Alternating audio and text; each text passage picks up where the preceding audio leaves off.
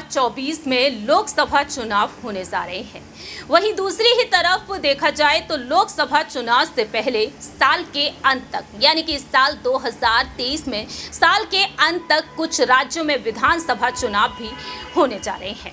मध्य प्रदेश, राजस्थान, तेलंगाना, छत्तीसगढ़, इन राज्यों में विधानसभा चुनाव होना भी बाकी है और इन्हीं राज्यों में जीत हासिल करने के लिए भारतीय जनता पार्टी एड़ी चोटी का बल लगा रही है।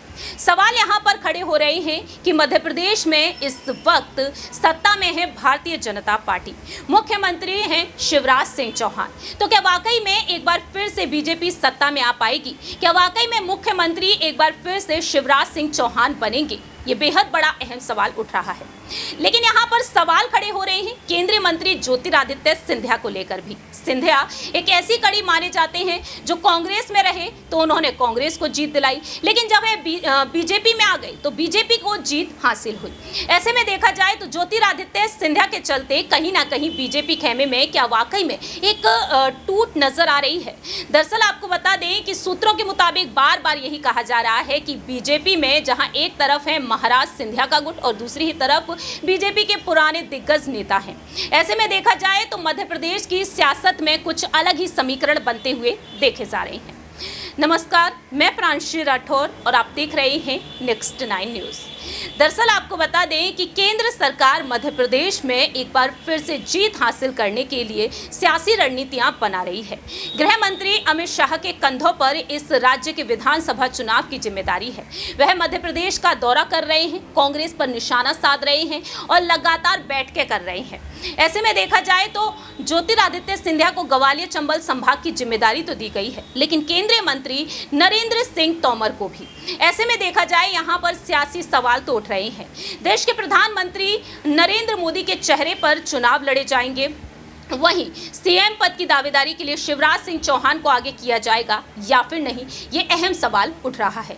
तो इस खास रिपोर्ट के जरिए आपको समझाते हैं मध्य प्रदेश की सियासत को और भी नजदीक से। मध्य प्रदेश के आगामी विधानसभा चुनाव को मद्देनजर रखते हुए बीजेपी हाईकमान अहम रणनीतियां बना रही है। आपको जानकारी दे दें कि गृह मंत्री अमित शाह के मार्गदर्शन में यहां पर अहम फैसले लिए जा रहे हैं। गृह मंत्री अमित शाह बैठकें कर रहे हैं मंत्रियों के साथ और उन्हें नसीहत भी दे रहे हैं। ऐसे में सवाल खड़े हो रहे हैं कि वाकई में भारतीय जनता पार्टी, जिसको लेकर दावा किया जा रहा है कि बीजेपी मध्य प्रदेश में कहीं ना कहीं 2 गुटों में बटी हुई है, जिसकी बड़ी वजह बताई जा रही है केंद्रीय मंत्री ज्योतिरादित्य सिंधिया। 2020 में सिंधिया ने कांग्रेस का दामन छोड़ा और वह भारतीय जनता पार्टी में अपने 22 समर्थकों के साथ शामिल हो गए।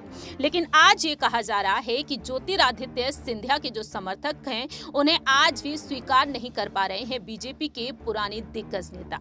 वह बार बार उन पर तंज कसते हुए भी देखे जाते हैं, क्योंकि उनका कहना साफ तौर पर रहा है कि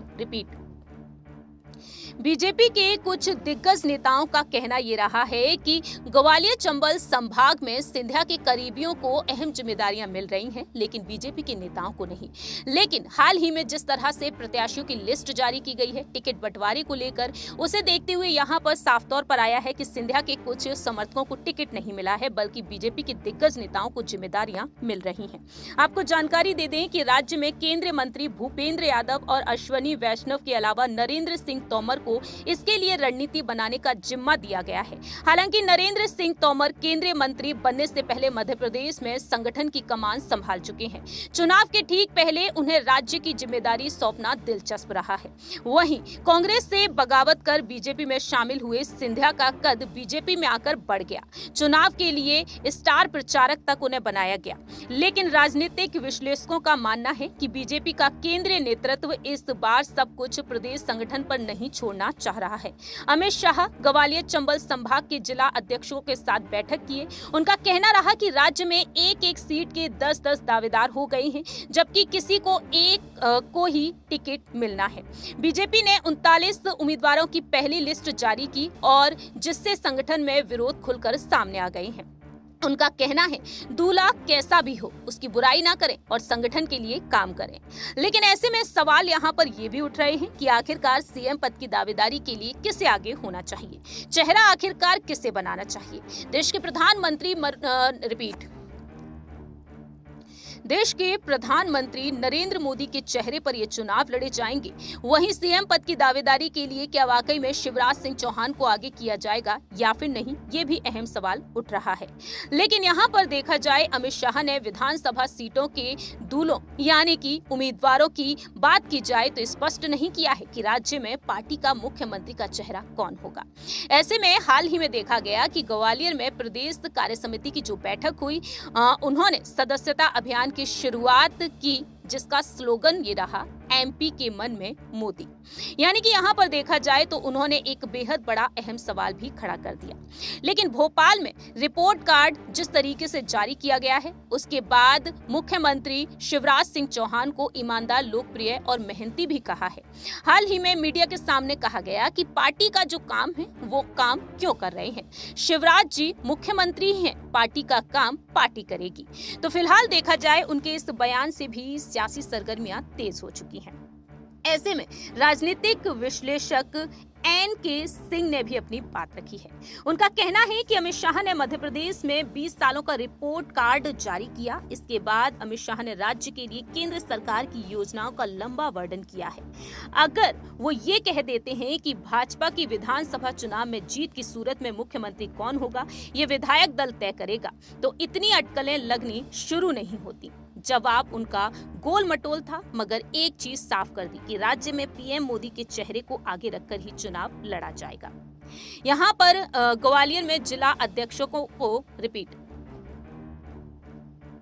वहीं दूसरी ही तरफ जानकार कहते हैं कि बहुत जल्द प्रदेश भर में प्रधानमंत्री और उनके द्वारा मध्य प्रदेश के लिए जारी योजनाओं और कल्याणकारी नीतियों के कट आउट लगने लगेंगे। ऐसे में देखा जाए, यहाँ पर बीजेपी खेमे में कहीं ना कहीं घमासान बढ़ता हुआ नजर आ सकता है, क्योंकि देखा जाए ज्योतिरादित्य सिंधिया के कुछ ऐसे समर्थक हैं जो कांग्रेस में वापसी करते हुए देखे जा रहे हैं। वहीं दूसरी ही तरफ देखा जाए तो सिंधिया के समर्थकों को टिकट मिलना मुश्किल हो चुका है।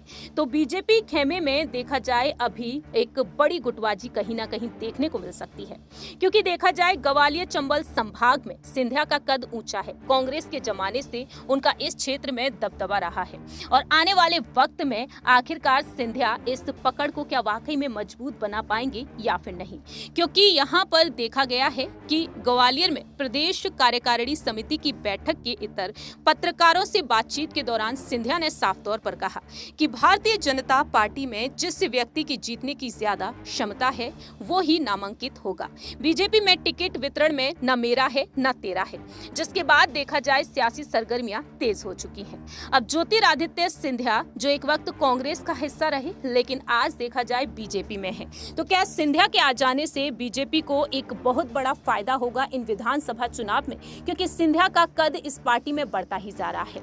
वहीं दूसरी ही तरफ देखा जाए तो आने वाले वक्त में क्या सिंधिया इस पार्टी को जीत दिलाएंगे, क्या वाकई में सिंधिया की बदौलत ग्वालियर चंबल संभाग में जीत हासिल करेगी भारतीय जनता पार्टी, क्योंकि कांग्रेस कमजोर पड़ चुकी है सिंधिया के बीजेपी खेमे में चले जाने के बाद। और देखना यह भी दिलचस्प होगा कि पीएम मोदी के चेहरे पर तो चुनाव लड़े ही जाएंगे, लेकिन मुख्यमंत्री पद की दावेदारी के लिए आखिरकार किसे आगे किया जाएगा। आपने सुना कि किस तरीके से मध्य प्रदेश में सियासी सरगर्मियां तेज हो चुकी हैं, और इसे सुनने के बाद आप क्या कुछ कहते हैं? क्या वाकई में महाराज सिंधिया की एंट्री के बाद से बीजेपी में एक बेहद बड़ा बदलाव देखने को मिला है? क्योंकि देखा जाए तो पीएम मोदी ज्योतिरादित्य सिंधिया पर मेहरबानी जताते हुए कहीं ना कहीं देखे जाते हैं। जब वह मध्य प्रदेश के दौरे पर नजर आए, जब उन्होंने भाषण दिया और भाषण के बाद वह वहां से रवाना हुए, तो सिंधिया को साथ लेकर रवाना हुए, जिसके बाद से सियासी अटकलें ये तेज हो गई कि कहीं ना कहीं सिंधिया को एक बड़ी जिम्मेदारी दी जा सकती है। हालांकि देखा जाए सिंधिया को लेकर ये मांगे भी की गई हैं कि सिंधिया को सीएम पद की दावेदारी के लिए आगे किया जाना चाहिए, लेकिन यहाँ पर सूत्रों के मुताबिक जो दावे किए जा रहे हैं, जो सियासी अटकलें लगाई जा रही हैं, वो ये भी लगाई जा रही है कि आने वाले वक्त में इन 5 सालों के गुजर जाने के बाद जो विधानसभा अब होने जा रहे हैं, इनके बाद आने वाले 5 सालों बाद जब विधानसभा चुनाव होंगे तो कहीं ना कहीं सिंधिया को भी आगे किया जा सकता है। अब देखना दिलचस्प होगा कि मध्य प्रदेश की सियासत में क्या पीएम मोदी के चेहरे पर जब चुनाव लड़े जाएंगे उससे जीत हासिल होगी, या फिर सीएम शिवराज सिंह चौहान को आगे किया जाएगा, उससे बीजेपी जीत हासिल करेगी। दरअसल देखा जाए कर्नाटक में बीजेपी ने 66 सीटों पर जीत हासिल की और कांग्रेस यहां पर 136 सीटों पर प्रचंड जीत हासिल की। कर्नाटक में बीजेपी ने हार का सामना किया। अब देखना दिलचस्प होगा मध्य प्रदेश, तेलंगाना, छत्तीसगढ़ और राजस्थान में आखिरकार सत्ता में कौन सी पार्टी आती है। फिलहाल हमारी इस रिपोर्ट में इतना ही। बाकी की तमाम अपडेट्स के लिए आप देखते रहिए नेक्स्ट 9 न्यूज।